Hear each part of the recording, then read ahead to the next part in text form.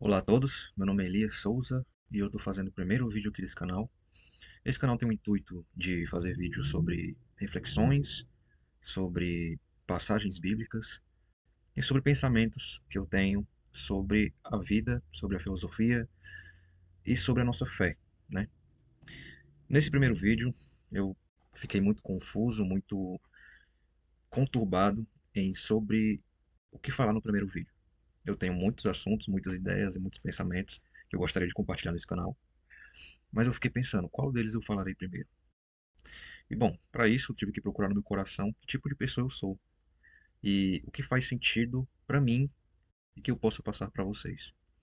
Por isso o tema de hoje, como o primeiro vídeo e se Deus quiser, o primeiro que vão ter muitos, o tema vai ser a fé e a razão. Elas são juntas, elas são separadas, elas coexistem ou elas não podem existir em conjunto.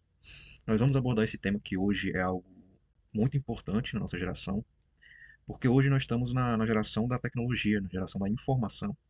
Então, muitas das vezes, a fé ela é rebaixada num nível abaixo da razão por ser algo que, de certa forma, de uma intelectualidade inferior. A ciência está acima com a razão, com a verdade, com a intelectualidade, com a sabedoria, e a fé está abaixo com apenas um sentimento, uma utopia. E hoje vamos falar a respeito dessa visão errada que o mundo e a sociedade, principalmente não cristã, tem a respeito da fé. Bom, primeiramente eu gostaria de falar sobre o meu testemunho pessoal. O porquê que eu gostaria de falar primeiramente sobre esse tema em tão específico. Desde sempre, eu me considerei uma pessoa muito lógica e muito racional. Por isso, desde sempre, eu rejeitei a fé. Eu sou recém-convertido, me converti há pouco mais de um ano e meio, e eu rejeitei a fé e a religião como parte da vida humana. Porque, ao meu ver, como a grande maioria da sociedade hoje, pensa que a fé é algo que apenas faz com que você rejeite a realidade. É algo que você. É como se fosse uma droga que você utiliza para fugir da realidade dura e crua. A espiritualidade, ao meu ver, era uma fantasia criada na mente de pessoas fracas para se desvincular da realidade que é dura e cruel. Tem muitos filósofos, como o Nietzsche, né, o Nietzsche, ou Freud, da psicanálise, e Sartre também, que compartilham dessa mesma opinião e que hoje faz parte do ateísmo moderno. Infelizmente, esses grandes pensadores e grandes filósofos fizeram que esse pensamento seja a grande maioria das pessoas no dia de hoje. O pensamento de que a espiritualidade é algo para pessoas que tentam fugir da realidade. Então, esses filósofos acabam separando a realidade, a razão, que é dura, cruel, implacável, e eles separam essa razão com a fé, que é utópica, fantasiosa, bonitinha. E a pergunta que fica é: será que de fato existe essa separação da razão e da fé? Será que verdadeiramente, como esses filósofos que eu citei, muitos outros, como Arthur Schopenhauer também, fala do existencialismo, né, do pessimismo, e toca nessa situação de a realidade é dura, é crua, é cruel. Então, existe essa separação da espiritualidade e da realidade, da razão e da fé? Bom, primeiro eu gostaria de abordar sobre o que é a fé e o que é a razão. Para abordar o que é a fé, nós podemos ver na Bíblia o que as Escrituras Sagradas nos dizem a respeito da fé. Eu separei aqui para vocês, deixa eu mudar de tela rapidamente.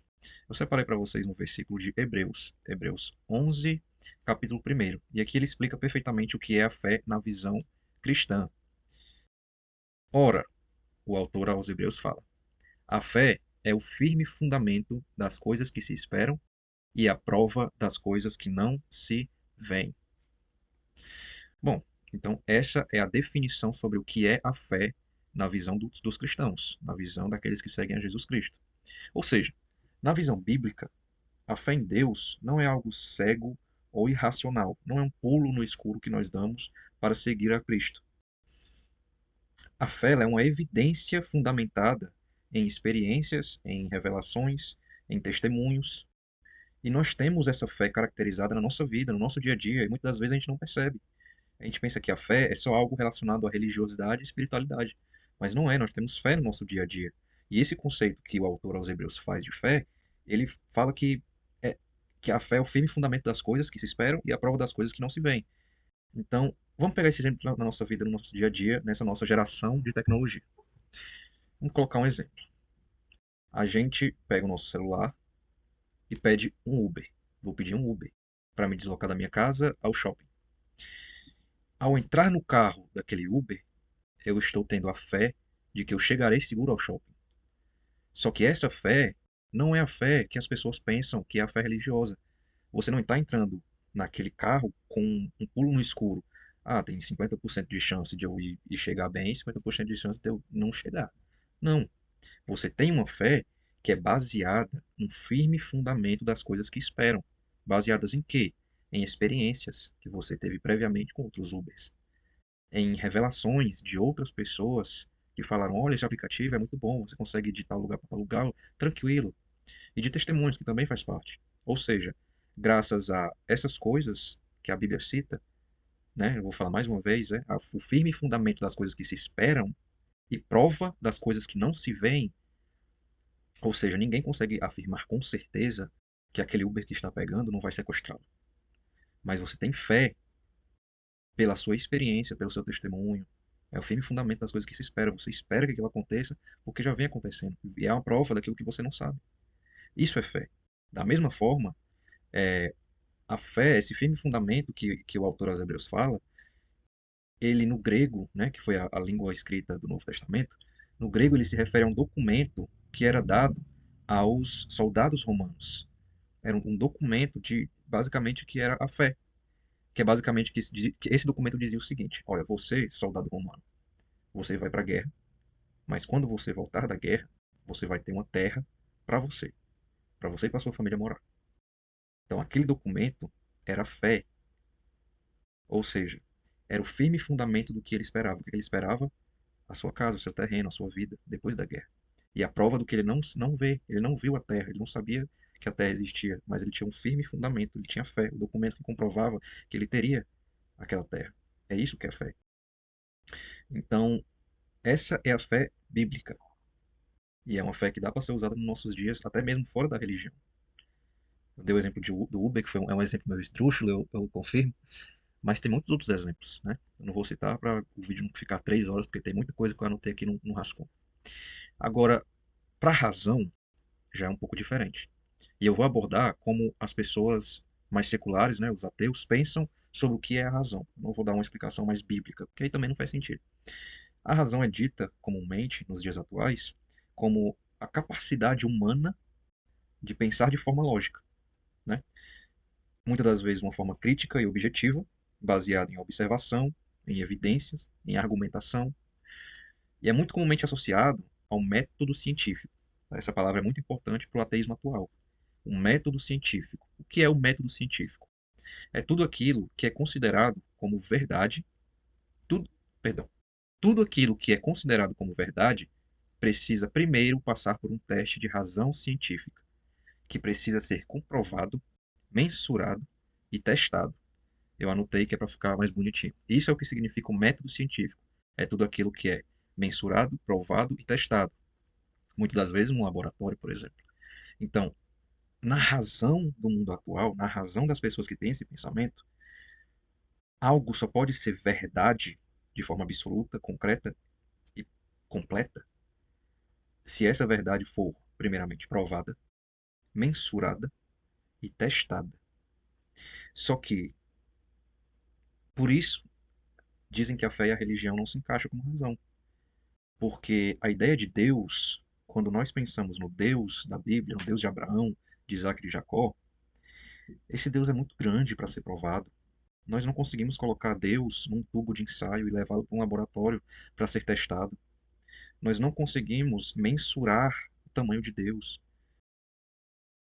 Então, para essas pessoas, a fé foge da razão porque Deus não pode ser provado. Eu não posso vir num vídeo e dizer: estou provando para vocês a existência de Deus. Isso desqualificaria Deus como Deus. A partir do momento que Deus possa ser provado, ele deixa de ser Deus. Porque Deus é muito grande, é muito poderoso para poder ser provado. Eu, particularmente, não consigo ver o mundo com esses olhos da razão ateia, Porque na realidade e na experiência da vida que a gente tem como ser humano, essa ideia de que algo só pode ser verdade se for provado, for mensurado e testado, ela é muito falha. Ora, se a gente pegar até mesmo essa frase, ela falha nela mesma. Porque a frase algo só é verdade se for mensurado, provado e testado, ela é uma frase filosófica e não científica.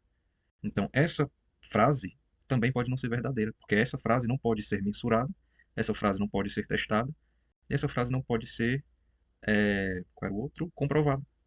Se essa frase não pode ser comprovada, nem mensurada, nem testada, então ela não pode ser verdade. Tá vendo como é falho esse pensamento? E muitas outras coisas. Seria a mesma coisa de eu dizer nenhuma frase é confiável. A pergunta lógica que você me faria seria: até essa frase que você falou também não é confiável? Entende o ponto? É que, além disso, a vida real exige que nós, seres humanos, não usemos somente a lógica e as provas como fonte de vida. É muito difícil a gente usar somente a lógica e provas para ter uma vida. Ora, a ciência ela é muito boa e proveitosa no sentido de explicar processos, tá? Ela é muito boa e proveitosa como ferramenta, como uma ferramenta muito poderosa para explicar o motivo pelos quais os processos ocorrem. Mas a ciência não é uma ferramenta boa e poderosa para explicar o porquê que esses processos ocorrem. Um exemplo. Bom, a ciência ela explica o processo pelo qual uma vida é gerada, mas a ciência não pode explicar, não consegue explicar o porquê que a vida existe. Isso é algo muito sério, é um debate filosófico, isso já sai da área da ciência e entra na área da filosofia, que também é uma das ciências, mas não lógica e matemática, e sim é uma filosofia, é parar de pensar como o processo da vida existe e pensar no porquê o processo da vida existe. A ciência não consegue explicar isso. Um outro exemplo um pouco mais profundo. A ciência consegue explicar o processo de como o pai do rapaz morreu envenenado ao tomar café na casa dele. Uma pequena história. Agora a ciência não consegue explicar o porquê que aquele rapaz não pode envenenar o café daquele pai, porque se o pai morrer, ele fica com a herança. Entende mais ou menos? Ora, a ciência consegue explicar como a forma, o porquê que após tomar o café envenenado, o pai morreu. Ora, ele ingeriu o veneno, os químicos que tinham dentro do veneno, que é o XYZ, foram para a corrente sanguínea, que foi levou para os órgãos XYZ, e por isso teve uma falência no órgão XYZ. Consegue explicar o processo de como o pai morreu envenenado pelo filho, mas não consegue explicar por que é errado o filho colocar o veneno no café do pai, porque se o pai morrer, o filho fica com a herança. Entende? É muito mais profundo. Agora, o homem moderno tenta viver com a ciência, a física, mas não funciona. Porque o propósito final de cada coisa, a ciência e a lógica não conseguem alcançar. Porque esses assuntos já saem do ramo da ciência e entra na filosofia, como eu já disse. Sai do ramo da física e entra no ramo da metafísica. Sai do ramo do natural, das leis naturais, e já entra no ramo do sobrenatural. O problema é esse, que o homem moderno tenta viver só com a ciência, com a física e com o natural. Mas o vazio que a gente sente, todos nós sentimos um vazio, vem daquilo que a ciência não pode tocar. A ciência não consegue explicar o vazio que sentimos. Hoje em dia, os, os escritórios psiquiátricos, a depressão, a ansiedade, vem crescendo de formas alarmantes. Todos sentem um vazio existencial enorme. E a ciência não consegue explicar o porquê. Só a fé consegue nos conduzir à filosofia correta. Só a fé consegue nos conduzir à verdadeira metafísica que vai além da física. Só a fé consegue nos levar à realidade do sobrenatural, que foge do natural, onde habita o Deus que nos criou. O Deus que nos criou não habita no natural, ele habita no sobrenatural. Ele não habita na física, ele habita na metafísica. Então, Aristóteles chama esse Deus, né? Aristóteles obviamente não era cristão, mas ele chama de causa final. Ele fala que para tudo na vida tem que ter um propósito, uma causa final. É o propósito de algo existir. Nós cristãos, a Bíblia fala que isso é a vontade de Deus. Agora, já que partimos do pressuposto e falamos sobre a fé e a razão e como elas são comumente definidas, eu gostaria de falar mais sobre as evidências de Deus. A gente já falou sobre como Deus não pode ser provado, mensurado ou testado, né? O método científico. Mas Deus nos deixa evidências muito grandes e que não tem como ser evitadas nem esquecidas. Eu falei que Deus habita no sobrenatural, não no natural, mas em certo aspecto isso é verdade, mas em outro aspecto não é verdade. Pois Deus criou tanto o natural quanto o sobrenatural. Deus criou tanto a física quanto a metafísica. Deus criou tanto a ciência quanto a filosofia. E aqui eu estou falando, separando ciência e filosofia por questões didáticas, mas a filosofia é uma área da ciência. Então, agora que a gente concluiu que Deus não é um objeto que possa ser testado, nós precisamos falar sobre as evidências que Deus nos apresenta, e é falado como fé. Então, primeiro, eu vou separar esse bloco em duas partes, para ficar de uma forma mais entendível. No primeiro bloco, eu vou falar sobre as evidências que Deus nos dá através da fé.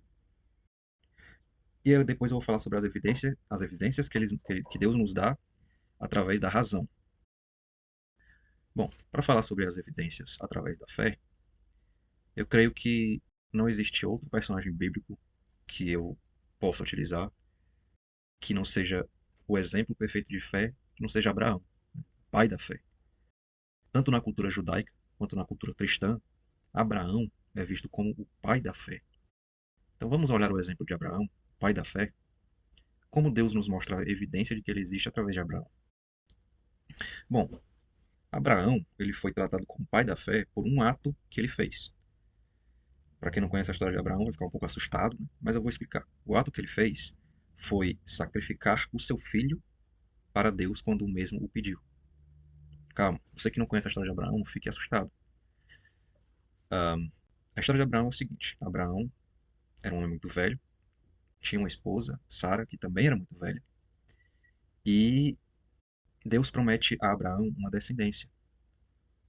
Mas Abraão, como era muito velho, ele não entendia muito bem o que Deus queria dizer com isso. Mas ele ansiava pelo filho.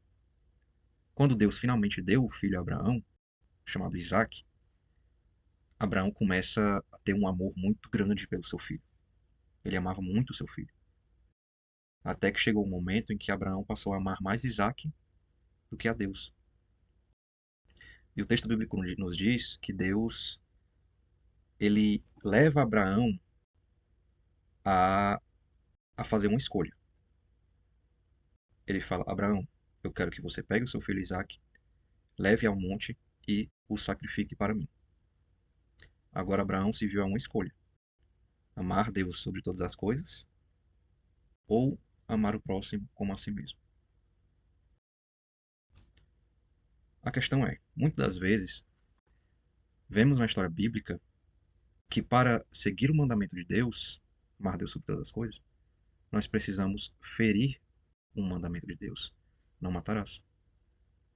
Deus pediu para Abraão que matasse o seu filho para mostrar o amor que Abraão tinha para com Deus. Só que, o que é que isso tem a ver com fé? O que é que isso tem a ver com evidência de que Deus existe através da fé? Bom, é muito simples. Quando lemos no começo do vídeo sobre o que é a fé, baseada no que a Bíblia nos diz através do autor de Hebreus, ela fala que a fé não é algo cego. Abraão não pegou o seu filho para sacrificá-lo, dando um pulo no escuro e pensando: ó, eu vou levar porque Deus pediu, mas eu estou aqui me tremendo todinho esperando que não aconteça. Não.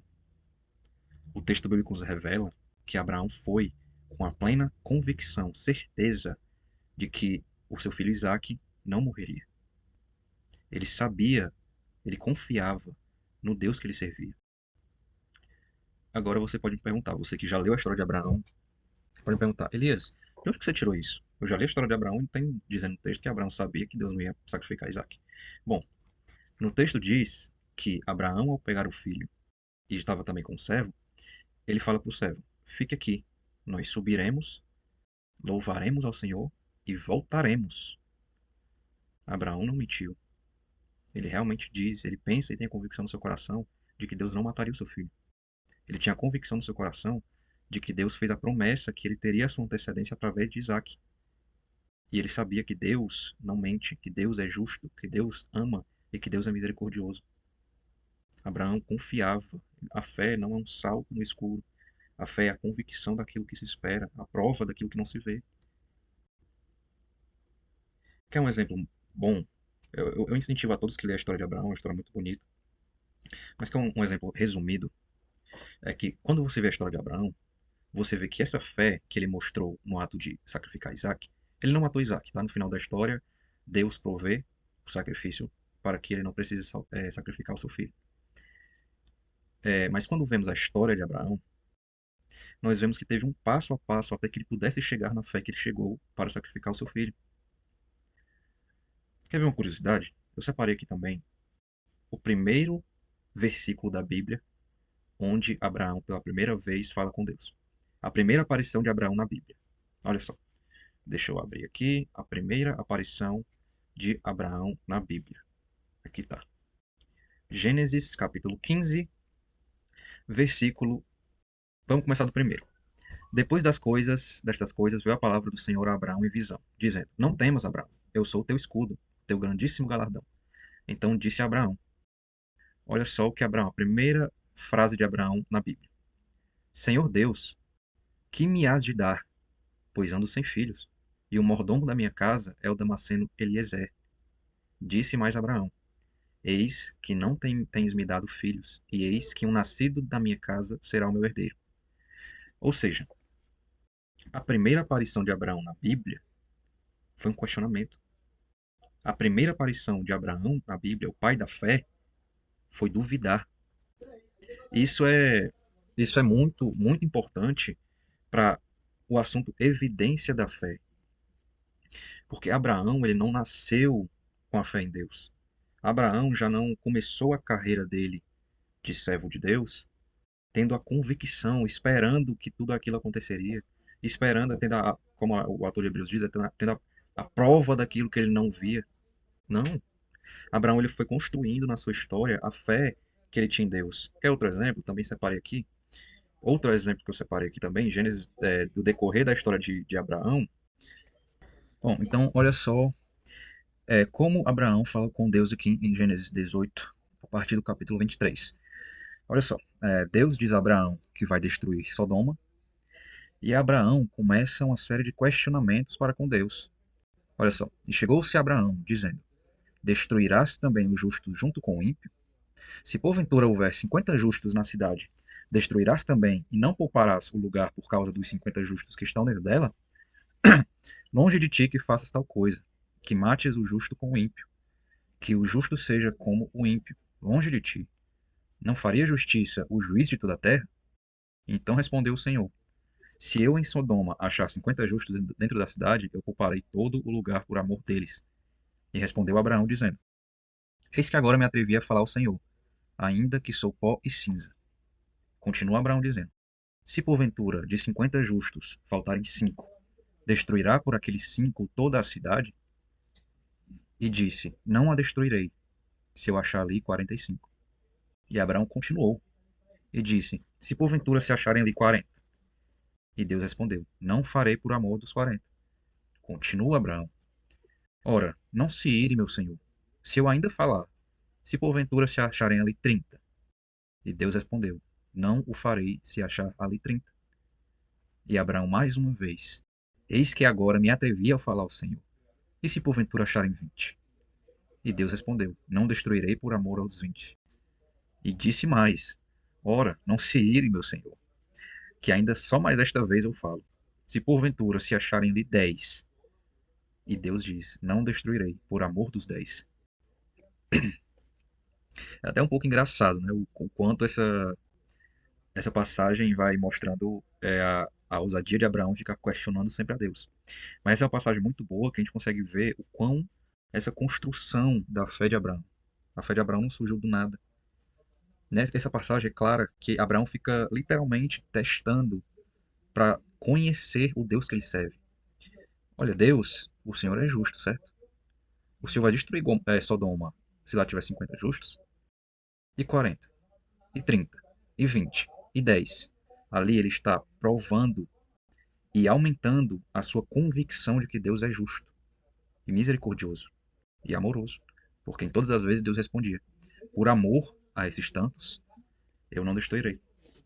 Então, nós conseguimos ver a evidência da fé em Abraão que o autor de Hebreus fala. Ela não é algum pulo no escuro, algo cego, não. É algo que vai se construindo, uma certeza daquilo que não se vê. Agora, além desse texto também, deixa eu dar uma olhada aqui, eu acho que eu coloquei mais um texto. Ah, sim, eu coloquei outro texto, mas esse eu acho que eu não vou precisar mais falar porque eu já abordei todos os pontos que eu gostaria de abordar. No resumo, a fé de Abraão é uma evidência bíblica de que a fé e a razão não se separam. Para que Abraão pudesse ser o pai da fé que nós conhecemos como ele é hoje, ele teve que arrazoar com Deus. Inclusive, essa é uma passagem de Isaías, onde Deus fala: venha e arrazoemos, né? Busquemos a razão. Então foi isso que Abraão fez. Abraão buscou a razão que existia na fé em Deus. Por isso Abraão questionou tanto a Deus. E após terminar os questionamentos, Abraão se tornou pai da fé, porque ele já tinha a convicção e a certeza de quem era o Deus que ele servia. Agora, para o segundo bloco, para falar sobre as evidências fora da Bíblia, né? As evidências mais da parte da razão, entre aspas, as evidências de Deus fora da Bíblia, eu gostaria de mencionar três evidências que é mais comumente falada pelo evangelista norte-americano Cliff Netchell. Ele é um evangelista no qual eu admiro muito, eu sigo o trabalho dele há muitos anos. E ele tem três pontos que ele sempre aborda para falar sobre a existência de Deus fora da Bíblia. Né? E são três pontos que eu concordo plenamente.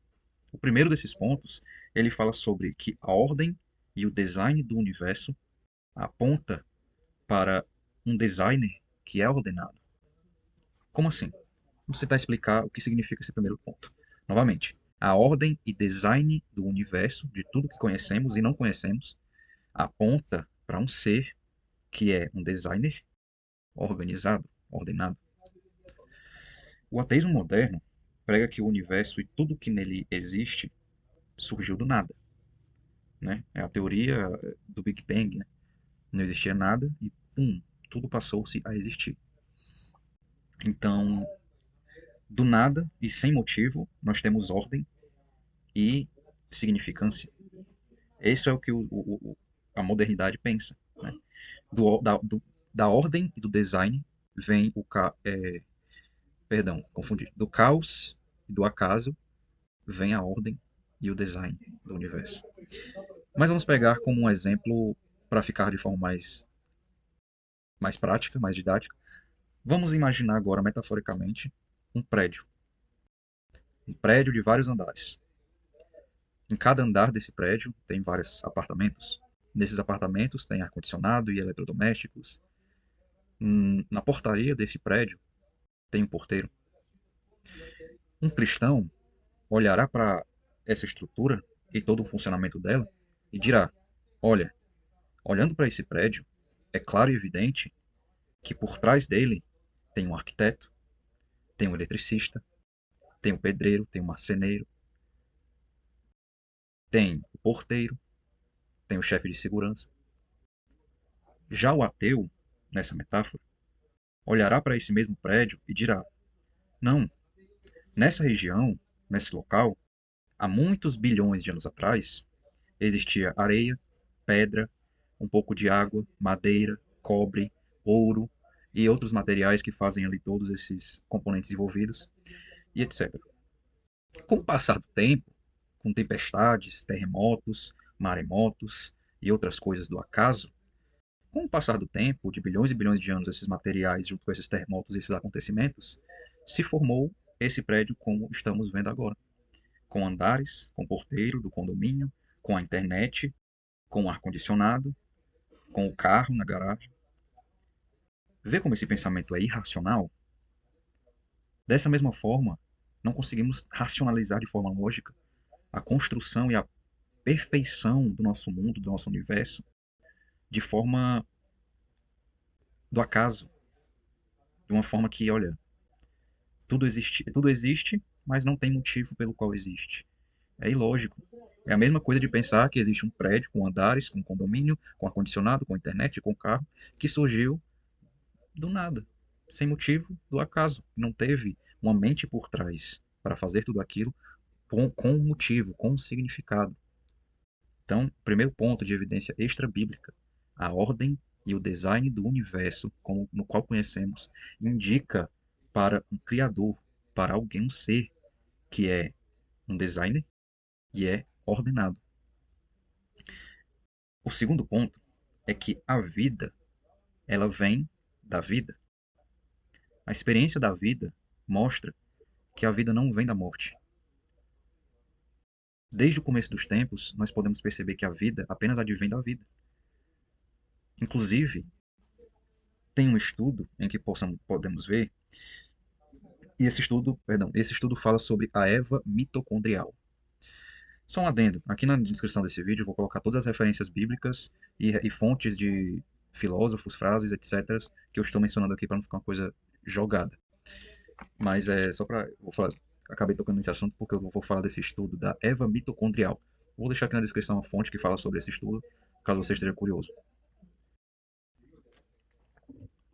O estudo da Eva mitocondrial refere-se a um estudo no qual pesquisadores fizeram sobre que todos os seres humanos, em seu DNA, têm uma coisa em comum, que advém de um ancestral único, uma mulher, no qual eles deram o nome de Eva mitocondrial.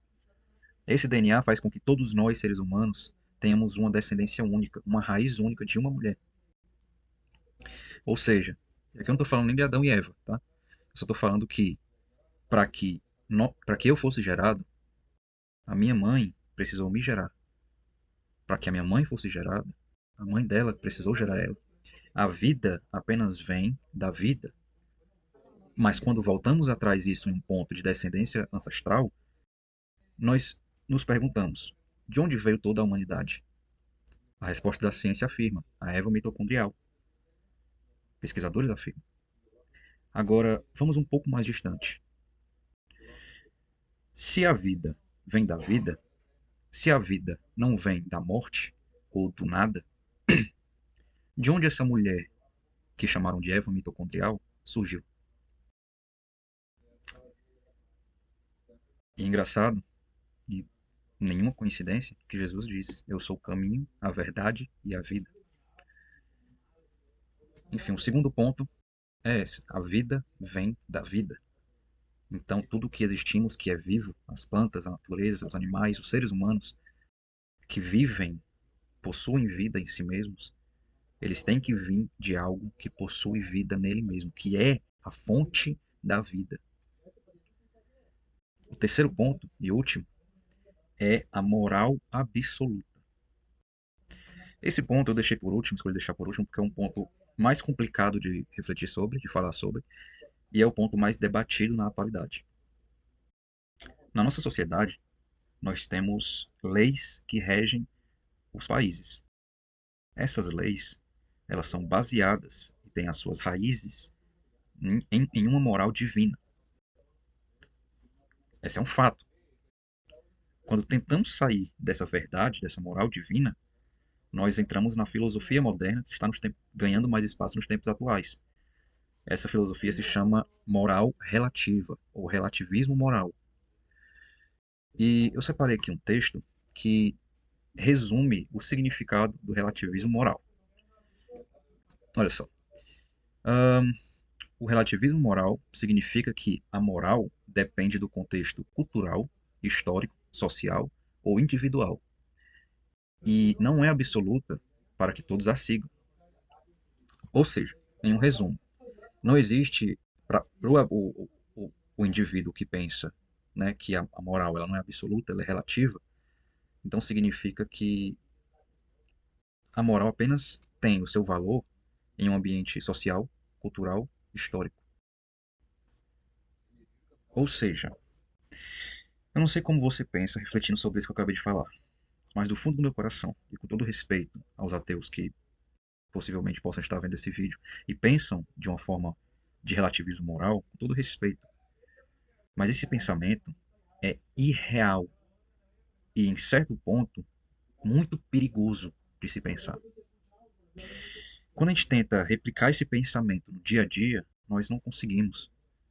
Porque o relativismo moral, em outras palavras, significa que no Brasil, matar é pecado.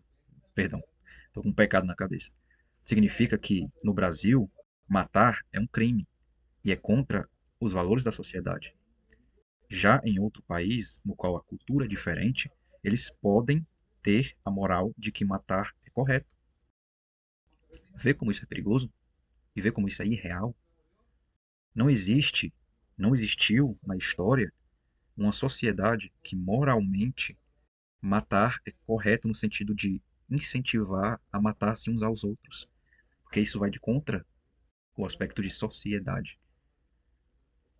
Indo um pouquinho mais a fundo nesse tópico, agora que a gente está falando nele, eu gostaria de provocar um pouco mais a respeito sobre isso, mas o relativismo moral, em outras palavras, é dizer que o nazismo é errado apenas porque Hitler perdeu a guerra. Que se Hitler não tivesse perdido a guerra, o nazismo tivesse tomado conta do mundo, hoje o nazismo seria correto e a visão ariana estaria impregnada na sociedade. E seria tudo bem, porque a moral, quem diz, são os fatores sociais, históricos, culturais. É isso que o relativismo moral prega. Não existe uma moral absoluta. Não existe de fato um certo e um errado. É tudo relativo. Inclusive um filósofo, ele escreve isso em um dos seus livros. Ele escreve a seguinte frase: ora, meu pai morreu ontem ou foi hoje? Não importa. Tudo é relativo. Ou seja, se tudo é relativo, nada importa. Não existe certo e errado. Não existe bem e mal. Só existe aquilo que faz bem para você, ou que é socialmente aceito, ou que é culturalmente aceito, ou historicamente aceito. Ou seja, a escravidão, ela não é algo absolutamente errado. Ela é algo errado agora. O machismo, de forma em uma forma que podemos colocar em que o homem despreza e maltrata a mulher, ele não é errado. Ele só é algo culturalmente errado. Tá vendo como é perigoso? E por que que eu acho que isso é um pensamento irreal? Porque se o relativismo moral fosse de fato real e correto, não existiria na sociedade pessoas que muitas das vezes são mártires, que se voltam contra a sociedade por um pensamento moralmente errado, moralmente ruim, moralmente mau.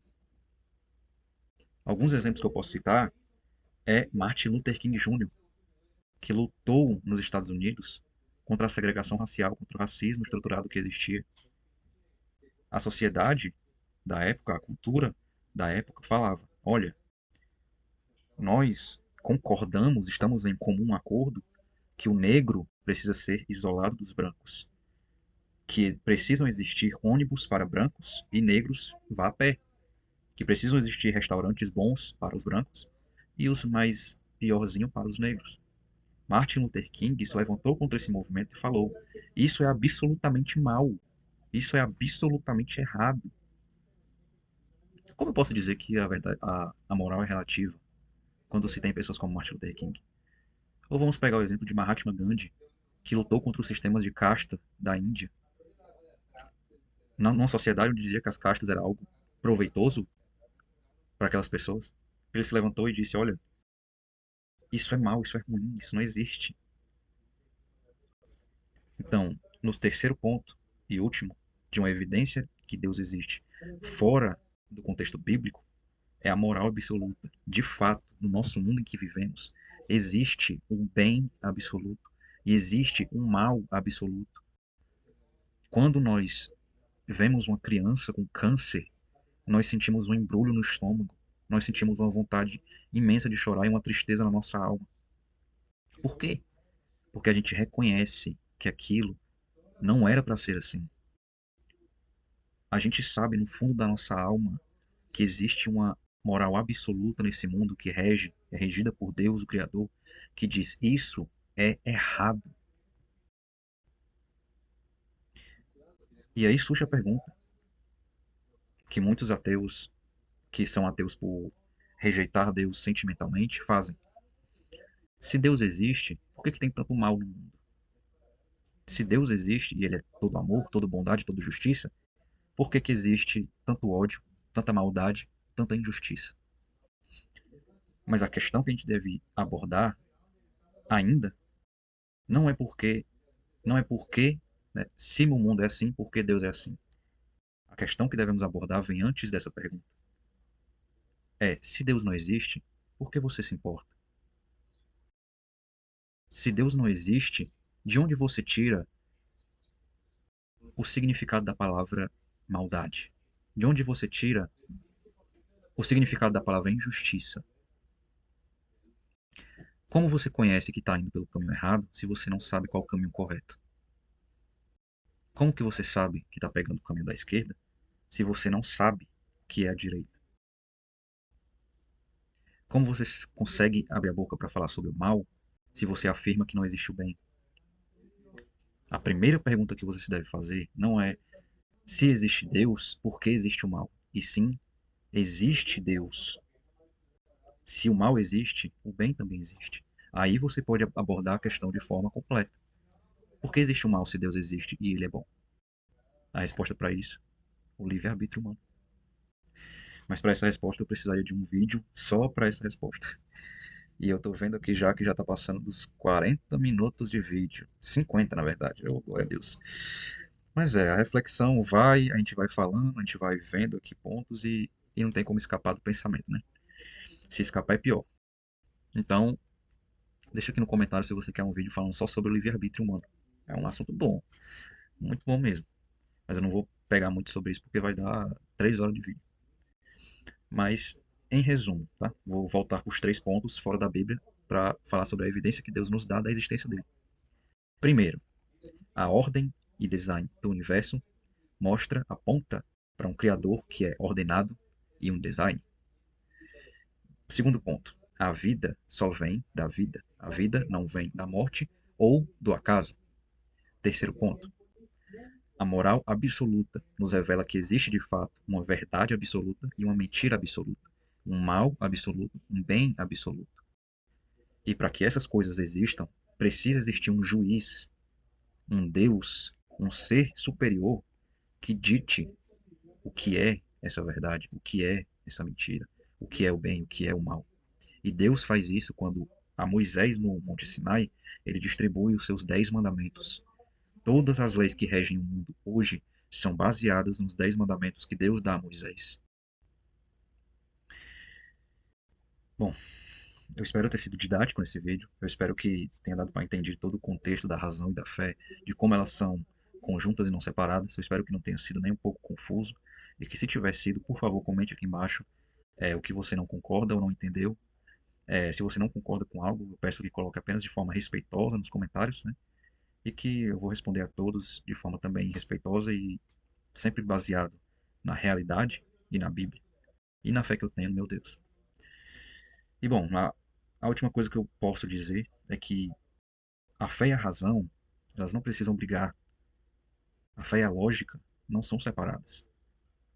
Deus é o criador tanto da nossa fé quanto da nossa razão. Deus nos dá tanto a nossa fé quanto o nosso intelecto. Deus não nos chama para dar um salto no escuro. Deus não nos chama para fazer um jogo de aposta.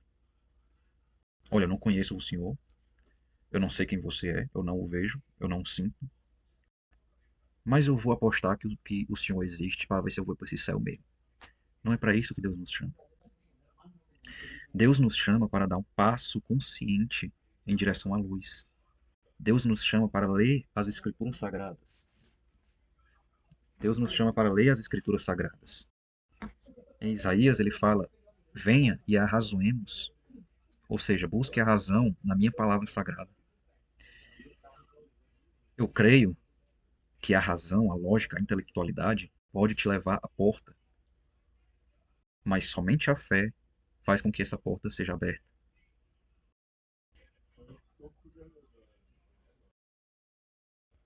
Se você buscar só a razão, você vive num mundo seco, mecânico, um mundo sem propósito.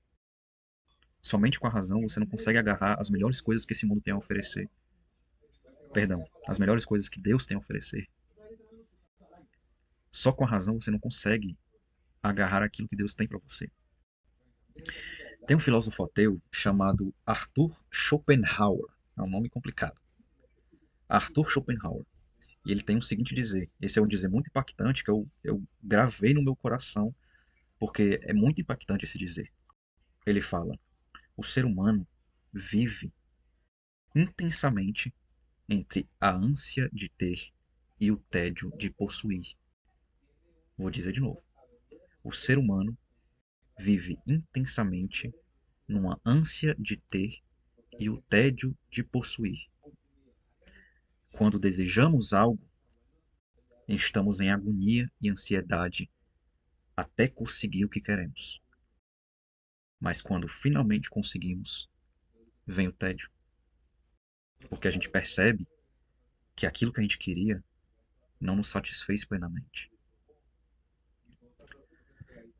Eu sonho tanto em ter uma casa, eu batalho por 30 anos, compro uma casa. Quando eu finalmente a tenho, e aí? E agora? Eu sonho. Eu dei um exemplo metafórico, mas agora eu vou dar um exemplo pessoal. Na minha infância, eu tinha um computador muito ruim.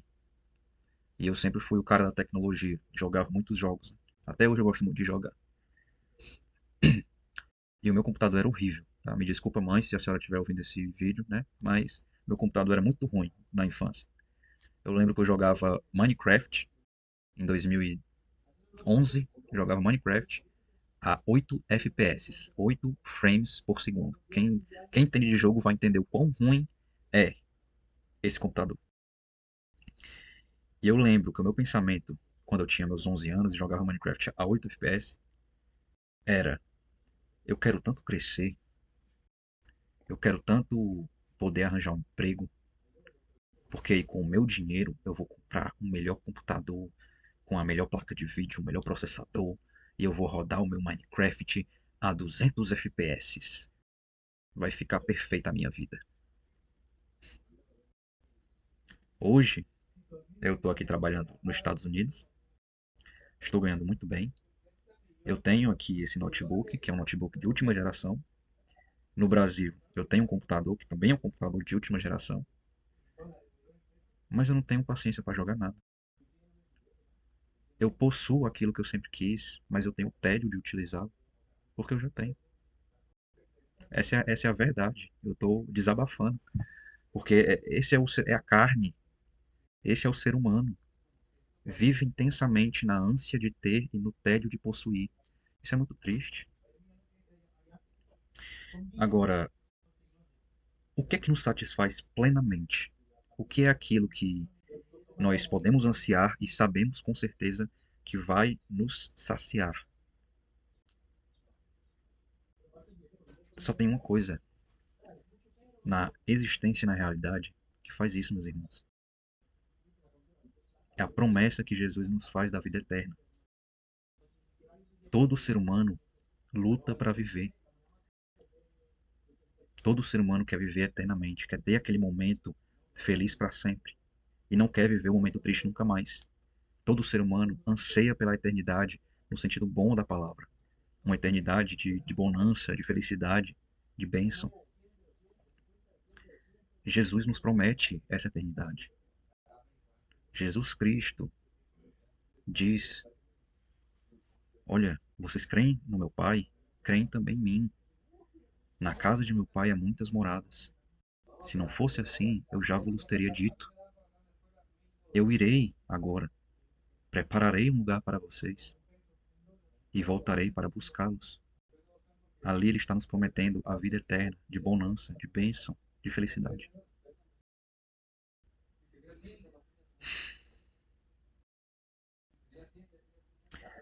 O único propósito que nos satisfaz plenamente é o propósito que está em Deus, por intermédio de Jesus Cristo. Paulo chama esse propósito da a boa esperança. Em outras traduções, ele diz a. Eu esqueci a tradução que ele diz. É a boa esperança, a grande esperança, que é a esperança que o nosso Senhor vai voltar para nos buscar para a tão esperada vida eterna. E Paulo diz em Romanos, capítulo 11, eu até separei aqui também, que eu acho muito bonita essa passagem. Paulo diz em Romanos, capítulo 11, versículo 36.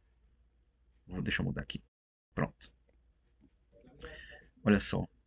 Porque dele, por ele e para ele são todas as coisas. Glória, pois, a ele, eternamente. Amém.